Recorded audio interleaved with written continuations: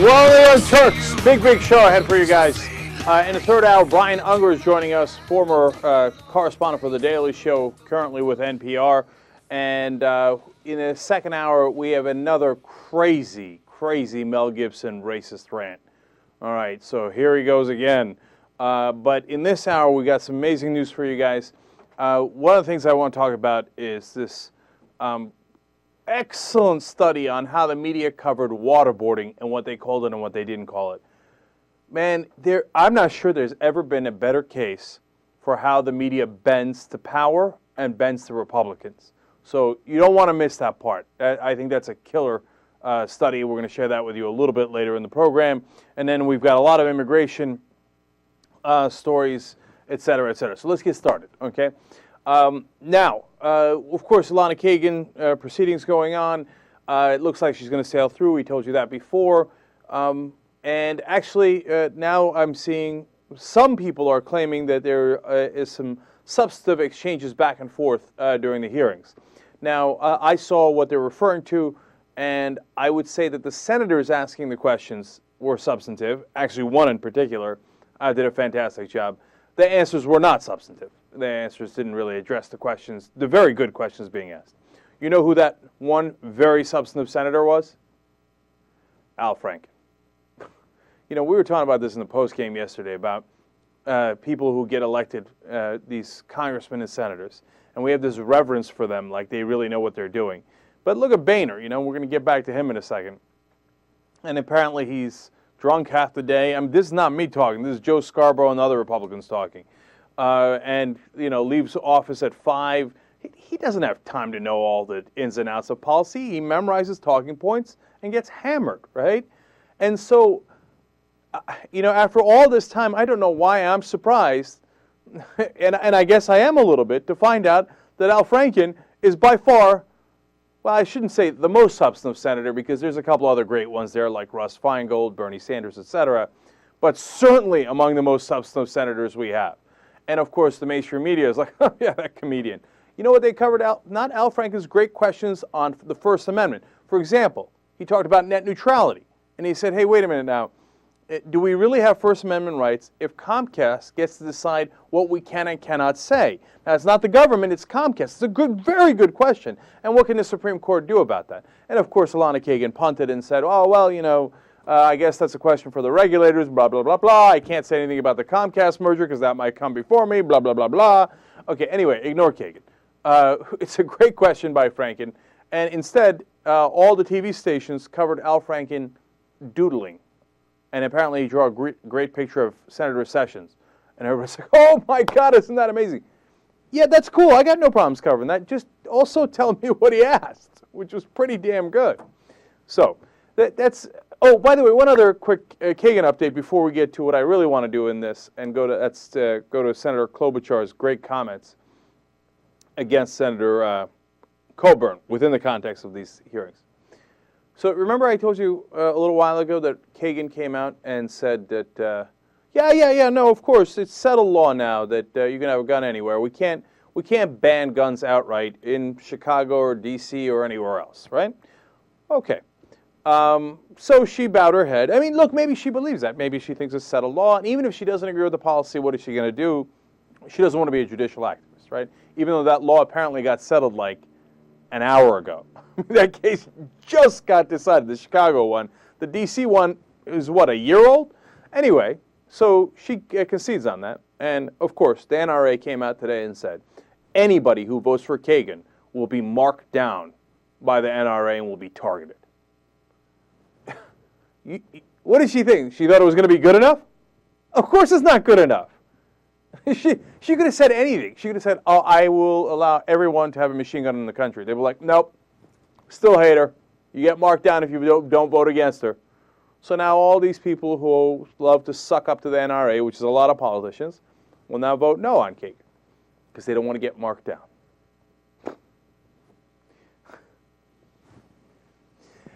All right, there you have it. That's the power of the NRA for you. So, now, Senator Coburn is going to be asking Elana Kagan about freedom. Do we have more or less freedom than 30 years ago? I thought it was a bizarre point. Apparently so did Elana Kagan. But then Senator Klobuchar from Minnesota comes in and addresses that point in, I think, a devastating way. We're going to show you both of those. Let's go to clip number 7. Have you ever contemplated the idea of what your freedom was like 30 years ago and what it is today? How old was I 30 years ago? You were 20. I'm not sure I have ever contemplated that exact. Well, I want to tell you, a lot of Americans have, and I certainly have.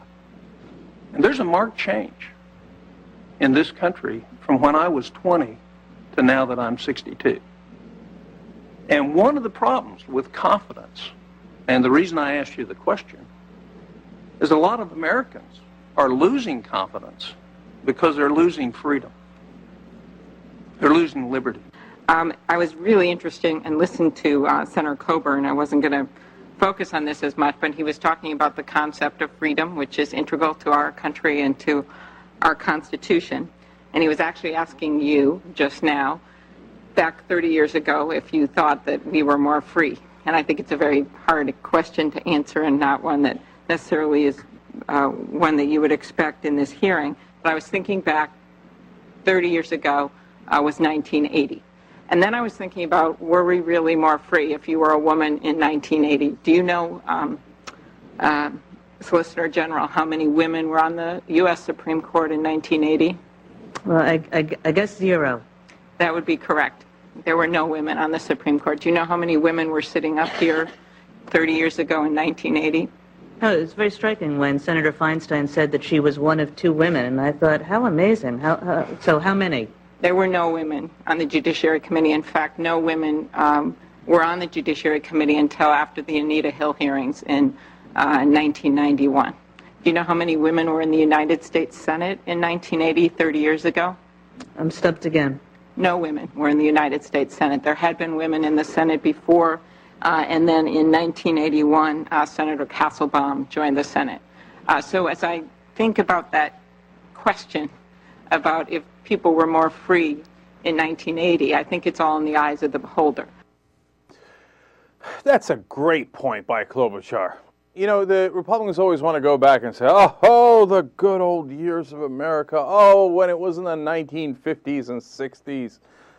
Yeah, when, for example, minorities didn't have rights, right? And there were no women in the Senate, no women on the Supreme Court, et cetera, et cetera. The other day, we had Jeff Sessions saying, oh, the progressive movement of the 1920s. Is that the kind of progressive you are?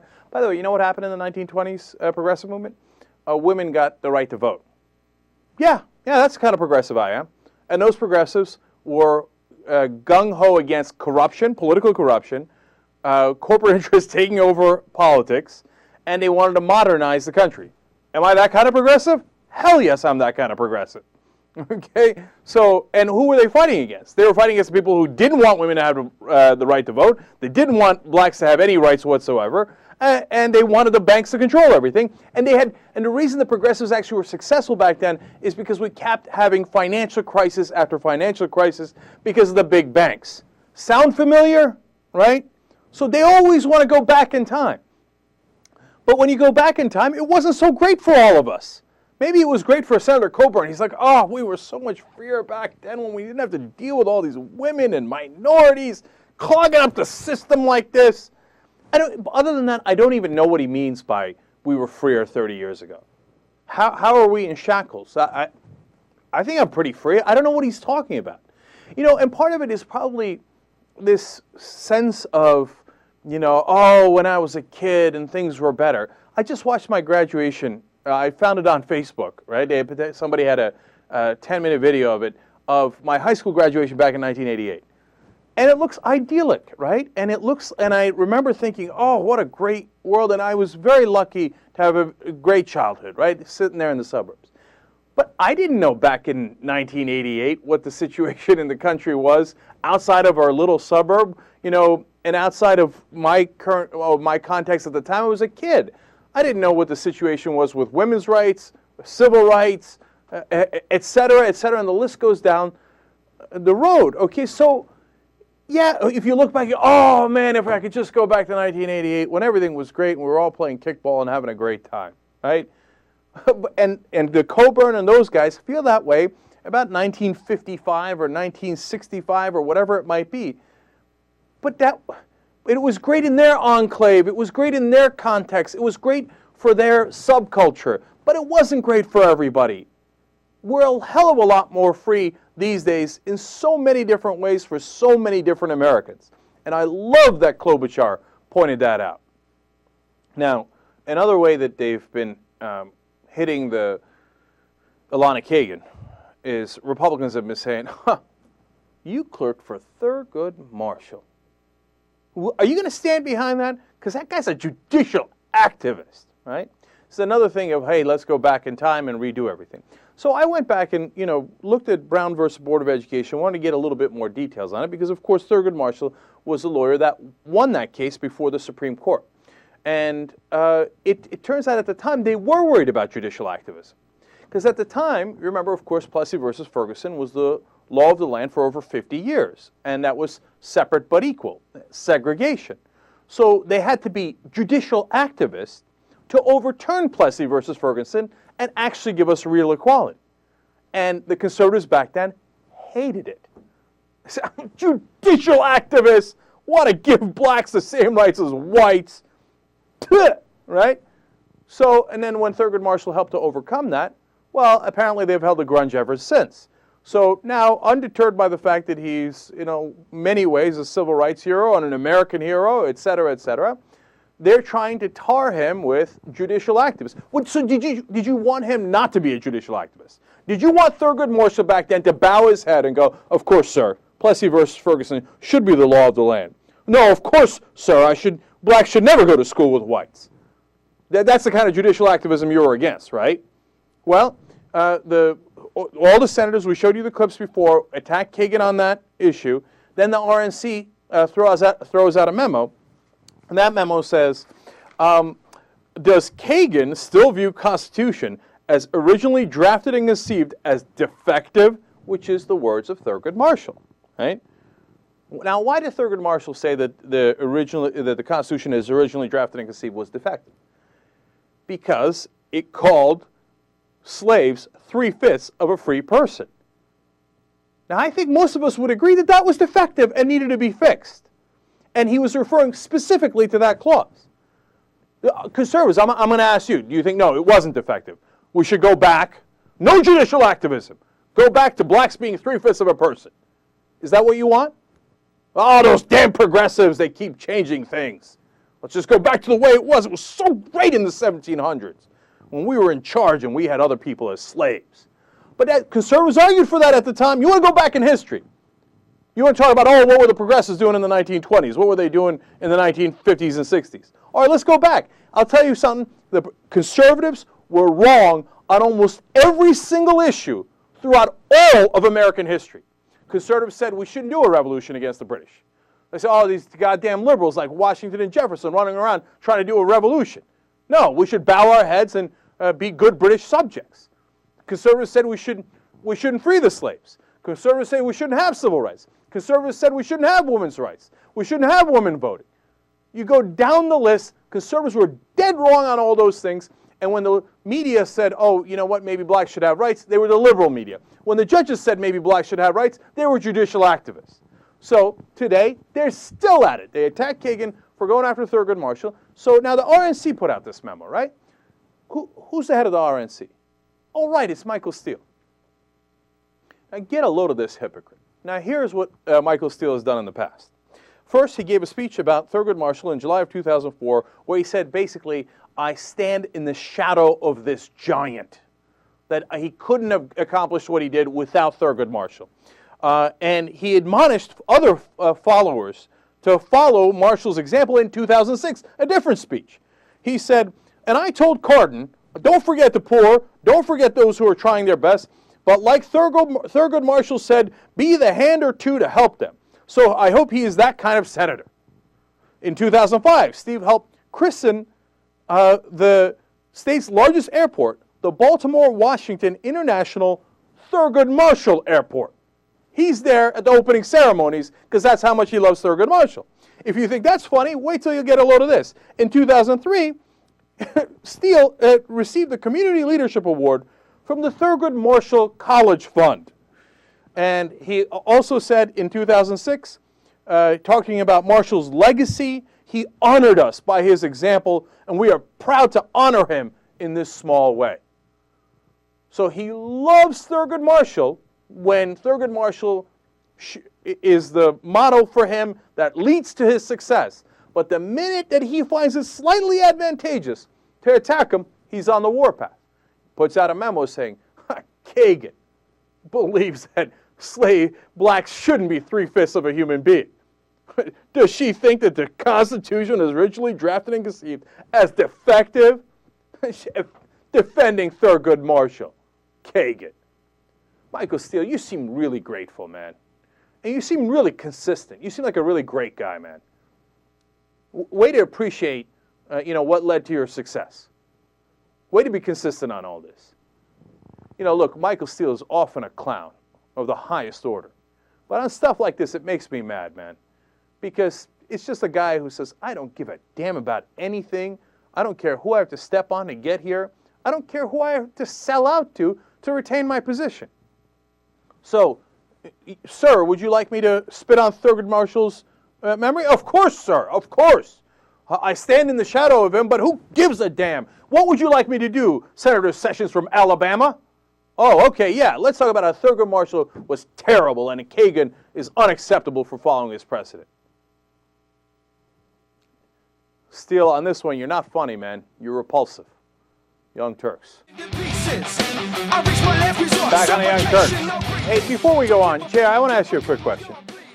Am I too tough on Obama on immigration? Is he just trying to find a middle ground and I'm being too cranky, or what's your sense of it? The thing is, since that's been, it's the same thing with anyone. Like, whenever you see a precedent, that's what you take into the next thing they do. Which, however everyone feels about Obama, they're taking that into the next issue. So I don't know if it's necessarily unfair, but everyone who has agreed with everything he's done, even when he's backed off of some of it, they're going to agree with the next one because that's just the pattern you're going to have. So if you're already thinking, he's saying all this stuff, but he's just doing it to posture, or at least to continue to stay like he's a centrist and he's appealing to everyone, it's going to continue to look like that because that's what you see. Whether it's right or wrong. Now, it's hard for me to say because I kind of vary sometimes. I mostly see it that way, but sometimes I go other directions with it. Yeah. But mostly I see it that way too, so it's hard for me to say that you're being crazy about it because... Right. Now, that's a great point. I'm really glad I asked you because, look, if this was the first thing he did out of the gate, I'd say, well, that seems pretty reasonable, right? I'd say, okay, he's trying to find a balance. And in this issue, you do have to find a balance, right? And look, he doesn't have the 60 votes. But I've already seen the 60-vote trick 100 times. So I know from experience where this is going. And it's going nowhere. It's going to run into that wall they're building on the border, okay? And so I could be wrong, and I hope I am wrong, but my sense of it is, because of the experience that JR is talking about, this seems like the same old tricks. So that's why I'm dubious about it. All right. Now, let's move on to other stuff. This is my favorite story of the day. This story is so telling about the establishment media in America. They did a study it's Harvard's Kennedy School of Government, and they looked at newspaper stories on the issue of waterboarding, going all the way back to 1930 to now. And they found two startling facts.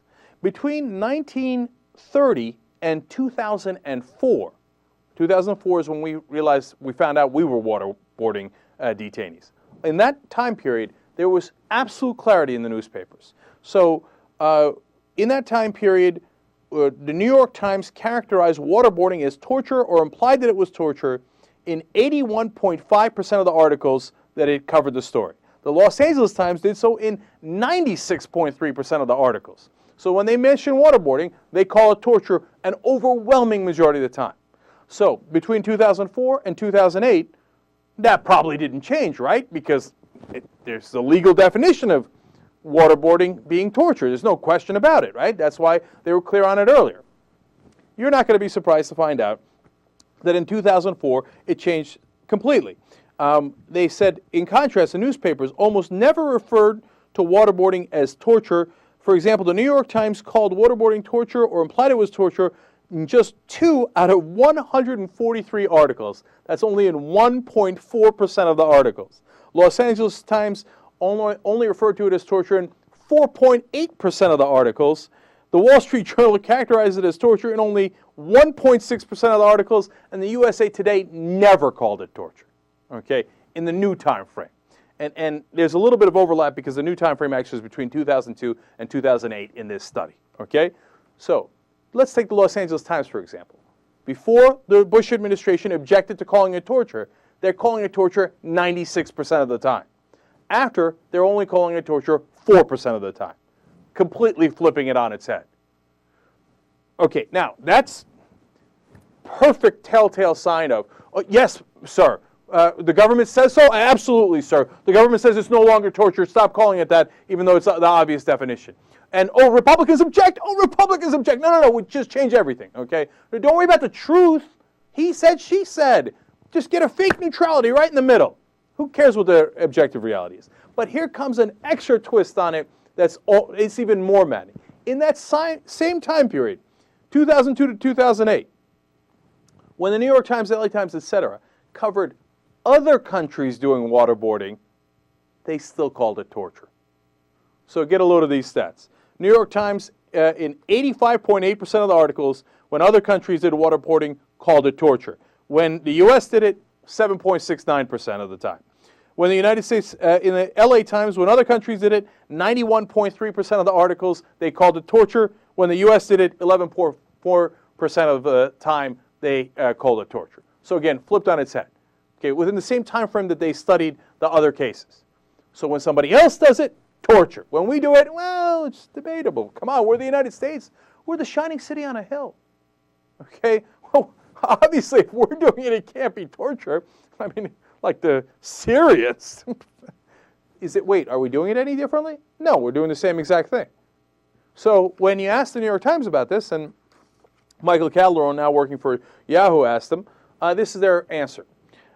Quote, as the debate over interrogation of terrorist suspects grew post 9/11, defenders of the practice, including senior officials of the Bush administration, insisted that it did not constitute torture.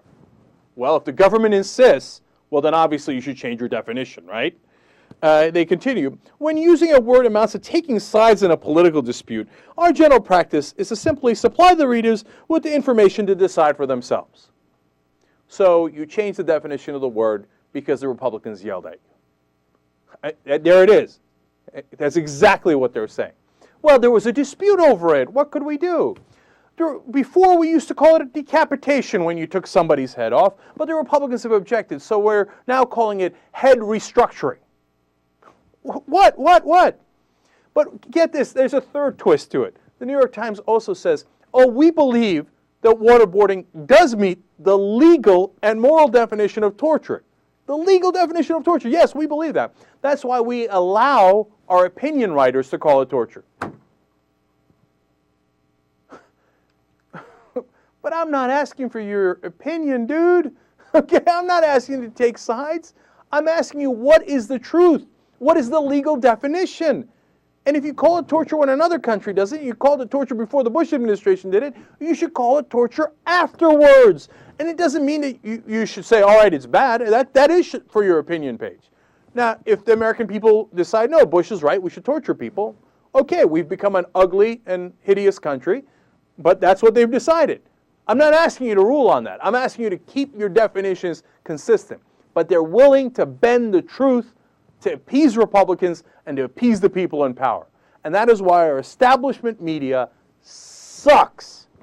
They do not do their job. They do not give you the news. They don't give you the truth. They give you the twisted version of truth, which is somewhere between the radical right and the Democrats, which are basically center right. So there's your truth now. Pathetic. Pathetic as usual. And that was an excellent study. Gives you a perfect insight into what they're thinking. All right. Now, back to current day politics. Joe Scarborough the other day threw John Boehner under the bus and said that he drinks all the time. It can be found at at a bar somewhere in D.C. Usually at 5 o'clock in the afternoon. He's not working very hard. He's lazy. Man, he threw him all the way under that bus. So Boehner's going to come back and respond today. Let's go to clip number 8. What do you think about Joe Scarborough calling you lazy? I've always believed you only tease the ones you love. Is there any truth to the matter that you're at bars at 5 or 6 o'clock during the day? You can go back over the last 16 years and look at my schedule, and you'd be hard-pressed to find a night when I wasn't doing events for my colleagues and my candidates. Well, you didn't really answer the question, though. So you were doing events for your candidates at bars, I take it. Okay. So now there's further updates on this. Boehner told Greta Van Susteren on Fox. Oh, he was on Fox News, huh? He said about Cantor and the fight between him and Cantor, which everybody's reporting. He says, well, no, we don't have any problems. Quote, he's young, he's aggressive. Listen, we come out of 2 different generations. But having said that, our goals are the same. We work very well together. No, you don't. Okay. You don't talk about how he's young and aggressive unless he's coming for you. And then Cantor also goes on Fox News on a different program, and they ask him about the situation. He says, as far as my relationship with Leader Boehner, we have regular communications. We get along well together. I think it's the nature sometimes of this town and promotion of gossip. That's not constructive at all. Not really a wholehearted endorsement. My favorite part is we have regular communications. Not really a ringing endorsement of your relationship. Okay. I wonder what happens in those communications. So I love that little fight. And then I'm going to go over time here because I want to give you Grijalva. Representative Grijalva is one of the few guys who is actually fighting for common sense in the country. All these blue dog Democrats saying, oh, we want to control spending, so cut the spending. And so Grijalva is asking now, of course you mean military spending too, right? Right? Let's let him go here. Clip number 9. Chairman Conyers said essentially why we're all here. It is potentially to force some of our colleagues to acknowledge their hypocrisy in this issue. That at one point everything has to be offset, we must deal with the debt, we must deal with the deficit, and here we are prolonging a war that most of the American people oppose and not paying for it. And that's the essential hypocrisy. We are required to offset anything for education. We're required to offset anything for jobs. And now this war is reaching $280 billion of American taxpayers, all under an emergency supplemental category, which doesn't require offset or pay for. Vietnam, from the time of the Tonkin Resolution to the end of that conflict and that war in Vietnam, 103 months. We're at our 104th month in Afghanistan right now, and with no end in sight. So, the people that have been going around that the sky is falling because of the debt and the deficit, we're asking them to put up. To acknowledge that this war has to be paid for, and it shouldn't come off the backs of programs, social programs like Social Security, health, education, things that the American people need and want, that it should come as an offset on the war itself. I love this Grijalva guy. Okay, so understand what he's saying? They're in favor of pay as you go, and the blue dog Democrats are going ballistic over this. And so if you're going to pay for education, well, okay, you got to find a way to pay for it. You got to raise taxes, or you got to cut spending somewhere else. I like that rule. Okay, I'm in favor of that rule. Okay, so they're willing to cut education, they're willing to cut unemployment benefits, etc. When it comes to defense, they go, oh, no, that's not part of the regular budget. You don't have to pay for that. Just borrow that money. Okay. What happened to pay as you go? Oh, no. If the defense contractors are getting the money, that's totally fine. If the teachers are getting the money, you got to pay as you go. Fire the teachers, but make sure we stay in the war. See, they're hypocrites. The blue dog Democrats are, the Republicans are, and finally, it's how long has it taken for progressives to have a couple of guys who will stand up and say the most obvious thing in the world? God bless his heart for doing so. Young Turks. All right, back on the Young Turks. Now, I want to move on to Larry King, etc. It's Cenk and Brian Unger. Brian, of course, is on All Things Considered on NPR. He's also got a new show coming out on History Channel called How the States Got Their Shapes, which is very interesting. We talked about it earlier in the hour. Oh, I should make some announcements too. For the people watching live, 4th of July weekend, we're off on Friday and Monday. Okay, so no show tomorrow or Monday. On Tuesday, we come back. Ben Mankiewicz is going to host a show for here on the YoungTurks.com and on XM, etc. I'm going to be in New York filling in for Dylan Radigan on MSNBC. So everybody, please check that out live. If it's better to watch it live, that might help the ratings. So 4 p.m. Eastern on MSNBC Tuesday and Wednesday of next week, June 6th and June 7th. So now one other note. Earlier we were talking about Goldman Sachs, etc. We're doing a wiki protest online, and you can see it from. There's a clear button on theyoungturks.com. And we want to get that $13 billion back that's in the news today. It turns out, oh my God, we were right. That they shouldn't have gotten that $13 billion. It's just taxpayer money. It got funneled through AIG. In fact, the former head of AIG, the one who lost all that money, Joe Cassano, said, you know what? Even I would have done a better deal than Tim Geithner. He's like, I wouldn't have paid him 100 cents on the dollar. Even I'm not that much of a schmuck. He's like, this is ridiculous. So if you can help us find a way to get that money back from Goldman Sachs, that would be great. We're doing a wiki protest so that everybody can chip in. Somebody had an idea to go distribute flyers around Goldman Sachs offices saying give it back. That'd be great. And if you do that, take pictures or tape it, and we'll put it online. Okay? All right. Now, Brian, Larry King is finally retiring. He is. 25 years. And CNN's got a decision to make. Here's some names I've seen thrown out there. Anderson Cooper, John King, these are, of course, CNN people. Joy Behar, who is headline news at this point. Yes.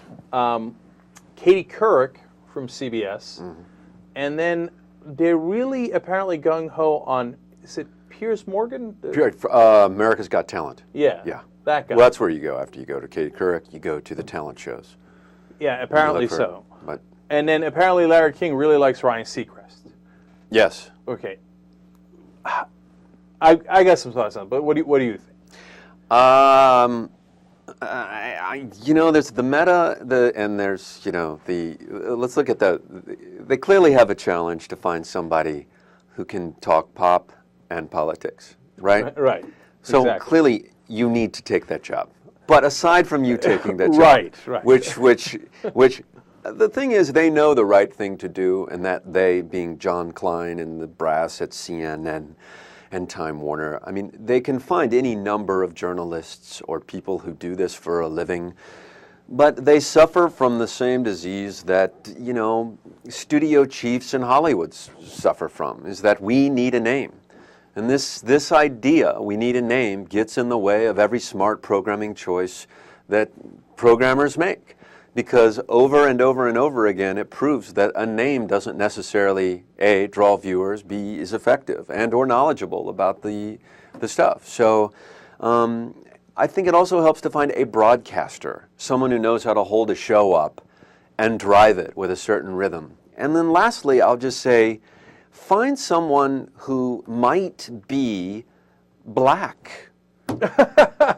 Find someone of color or some of any ethnicity other than just white Caucasian guy. Because there's no one on cable news today other than some of the folks during CNN's day parts. There really aren't anyone. There are no African Americans. There are no Latinos. They're all either contributors or correspondents, but no one's really anchoring. I think Tavis Smiley would be a great guy to take that show. That's because exactly where I was going to go with it. His show has the most important people in politics on it, and he also talks to the biggest celebrities, musicians, artists, newsmakers. He'd be a natural for that show, but I'm not sure he's being spoken to. That's really interesting, because I didn't know you were going there at all. Oh, right? Sorry. And I thought, why not Tavis Smiley? Right? Because for the exact same reason. Yeah. But I didn't see him on the list. That doesn't mean that, and it's not CNN's list. It's just a list of speculation online, right? And maybe he is on CNN's list. I don't know, but people aren't talking about it. But I think they should be, right? So that's a possibility. Not just because he's an African American either. No, because he's the guy who does that, and he's good at it. Right. He's the guy who does interviews for 7 years. He's been doing it. on PBS. But, again, it's this notion of box office, wattage, or whatever. But Tavis Smiley is a big name. Yeah. So I think that fits the bill. Yeah, I agree. You're right. Of course, the number one indicator of whether you'll get a television show is whether you already had a television show. Right. That's right. And it doesn't really matter what your television show is about. You know who else is on the list that I saw? Jeff Probst. Okay, Jeff Probst is the host of Survivor. Mm-hmm. So why are we having a discussion about the host of Survivor, who, by the way, I hear is a really smart guy? And okay, if he wants to go for a God Bless Sudden, he might be great, but it's kind of, what? And then, Anderson Cooper was the host of The Mole. And Piers Morgan is the host of America's Got Talent. So why do we think they would do well in a talk show? Mm-hmm. I don't know. They had a TV show before, and it was successful. Well, do you think Survivor was successful because of Jeff Probst? He's not a bad host, a good host, right? Mm-hmm. But I don't think that's why Survivor took off. Do you think that hour of television, though, that Larry King presides over and has done for so many years, is important now? I mean, let me ask you that. Because cable news has certainly been devalued over where it once was. When we started out on The Daily Show and we started making fun of cable news, it was because cable news was actually news. Now it's just... It doesn't when you look at their numbers and the number of viewers who watch cable news, your ratings are higher than what MSNBC gets.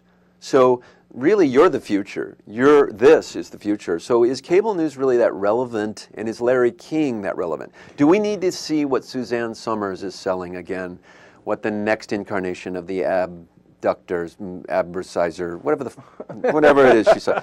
You know what I mean? Like, there are these wild schizophrenic swings Larry King makes from interviewing a celebrity about their appendicitis and then someone who's running for political office, Right. So here's my thoughts on that. The answer, I think, is yes and no.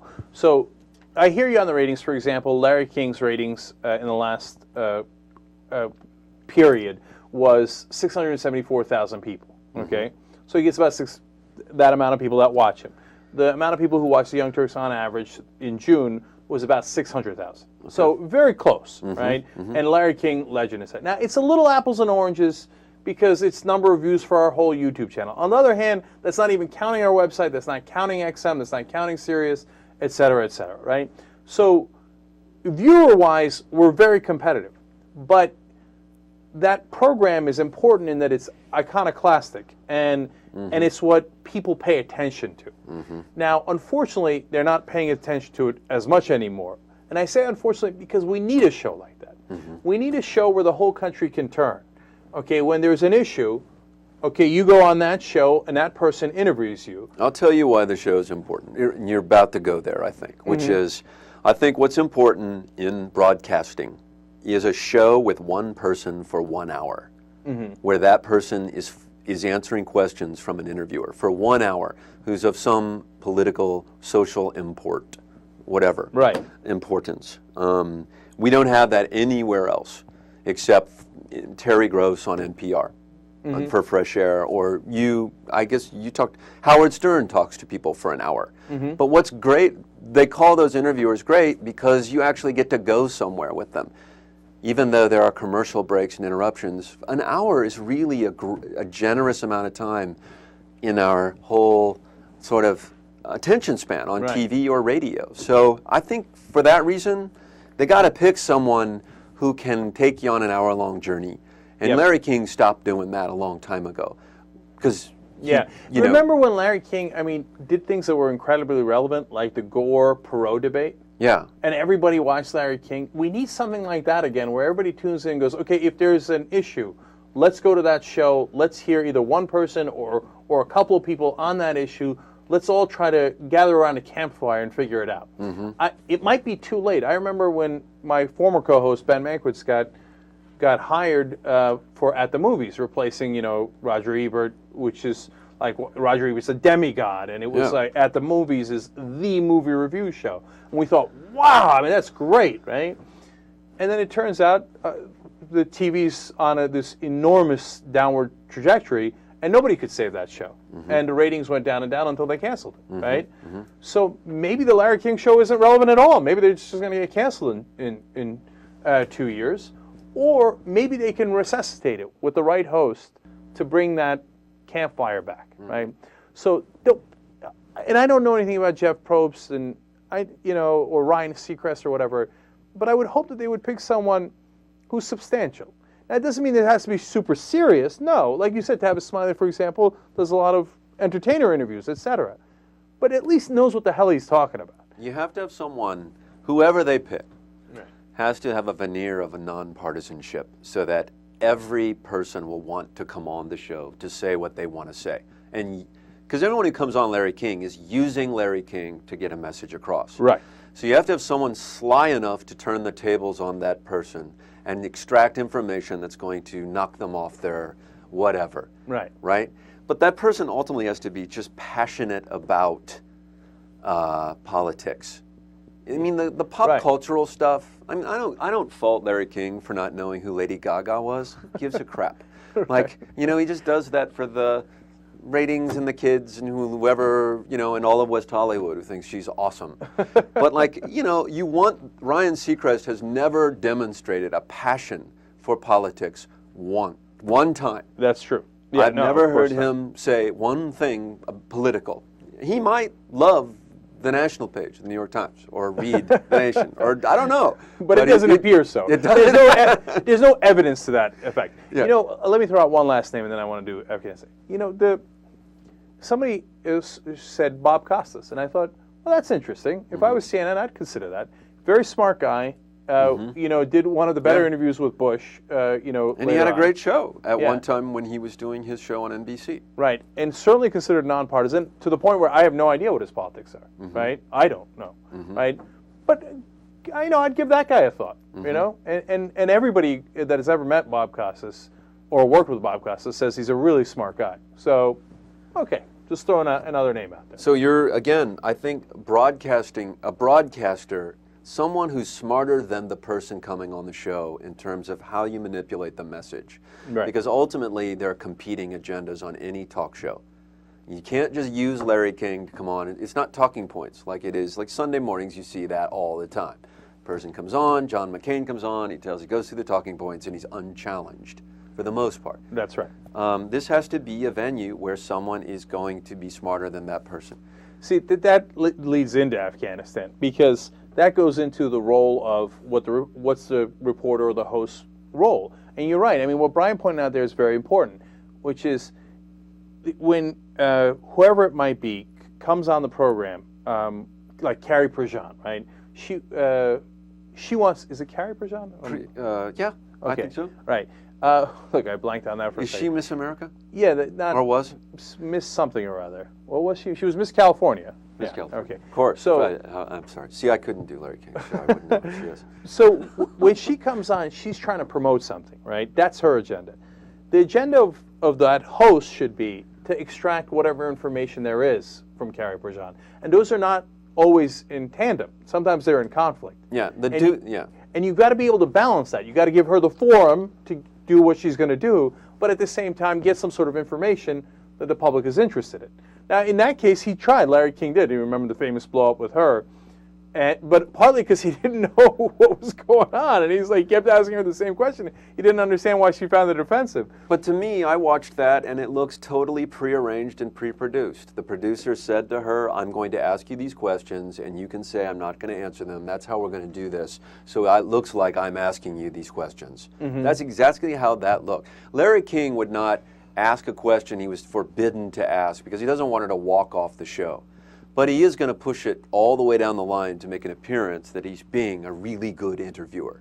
And I think that's where we find ourselves now, is that we've given too much up to the person coming on the show. The duty of the interviewer and broadcaster is to the listener and the viewer. Just like the Rolling Stone reporter's duty was to the reader and not to the people he was interviewing. He has an obligation to ethically to obey certain ground rules, but I love people say, well, he deceived them. No, he didn't. His job is not to deceive the reader.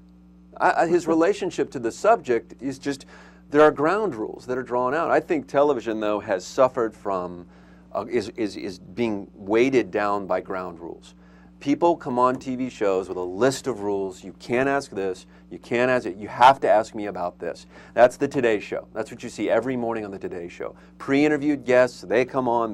Matt Lauer asks those questions unless he gets into a scrape with Tom Cruise. But I just think that we are being crushed by the weight of those ground rules, and I think that whoever CNN hires, that they someone who has an obligation to the viewer. Matt Taibbi was on the program earlier in the week, was on here, and he said the same exact thing. He said, look, you want to talk about trust. Lara Logan talks about trust with the generals, etc. The trust we owe is to our readers. Yeah. Okay? Yeah. That's who we have the bond with. That's who we have the obligation towards. And I think television, in their obsession with access, has lost that, has forgotten that. And since they've broken that trust with the audience, that's why we're doing so much better. Okay, honestly, I mean, they're helping us in a lot of ways. Because when people come on here, they go, oh, okay, well, those guys seem to be saying something that's somewhat attached to reality, because we're not obsessed with access. That's right. But when you go on television, whether it's entertainment, and so they're not going to tell you what's really going on with Angelina Jolie. Entertainment Tonight needs to interview her again. Are you crazy? Right. Or whether it's the politicians, CNN needs to have Joe Lieberman on again. They're not going to say to him, hey, aren't you taking all this lobbyist money and really voting based on that? And then at the end, what did you deliver to your audience? Something that wasn't true. Yeah, nothing. Nothing of real value, right. Or real that was scrutinized, for sure. So that's the situation with the reporting, and then finally, we got a minute left here to go to the substance of Afghanistan. Look, the reason why the McChrystal story was so important is because he laid it out. Even the generals don't believe in it. Yeah. Okay, and people are forgetting that part of it, right? Yeah. And that they seem to be hopeless about it. That's why the story was so good, because it wasn't like, ha, he got him, and hence the story was good. The story told us something. It told us about what's going on in Afghanistan and the general disdain that the commanders have for their president, right, and for their civilian leadership. That's an important story, and unfortunately, that's what's going on in Afghanistan and perhaps Iraq too. Yeah. So. I remember when I was a producer at CBS News. Do we have time, real quick?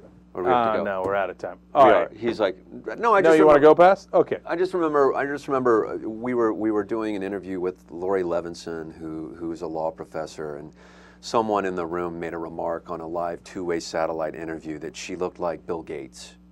And she said, who said that? And she heard that over the satellite. And I remembered, and I got called out for that, and the president of CBS News called me in to his office and said, your job is to create a tone amongst everyone who works with you in a room where that stuff's not happening. No, you can say it now. We're off. Okay. But the point is, I think what also was important in that story was just that the tone of these guys hanging out, even when they're off the clock and they're joking about their commanders the way they were, suggested a lack of confidence in the way the war is being executed. That it was like a bunch of guys talking like we do, but even less so, they reminded me of a script from The Hills on MTV or something where it was like, Biden, he's so bite me. It's like it didn't have the sophistication that we expect from those who gamble with the most precious currency there is, and that's human life. So I found it to be slightly disconcerting when someone says, I have to have dinner with someone in Paris, some ambassador guy. It's so gay. Like, it's like, it's not, why are you, that sounds like a script from, again, like some catty Melrose Place thing. That's so gay. Like, it's like, and they're showing this to a reporter. I don't know. I guess we expect more from the leadership, just like we expect more from civilian leadership. We expect them to be really class acts. You know what I mean? Yeah, it sounds like this the situation on the Jersey Shore being like, oh, we're not going to go there. That's gay, That's man. so gay. We're going to go fist pumping on the beach. Yeah, it's just, I don't know. Wait, I want to go back to that CBS story for a second. So you were the producer, and so you got called in and said you got in trouble because someone, an associate producer who was working under me, made the remark, and I got in trouble for creating an atmosphere where it was that loosey-goosey. Now, it wasn't. I wasn't commanding any troops, but Lori Levinson, who at Loyola, head of the law school at Loyola, I think she was head at that time, or she was pissed and made a direct call. Like someone just basically called me Bill Gates. She does look like Bill Gates a little bit, but that's not the point. It's that and I didn't understand that as a young producer what that meant. That I had to create. That I had to be somehow a little more. There had to be more decorum. Right. And did you think they were right in that? I did. Yeah. I did. It was too. We're all working here. We have a job to do, and yeah, I thought like.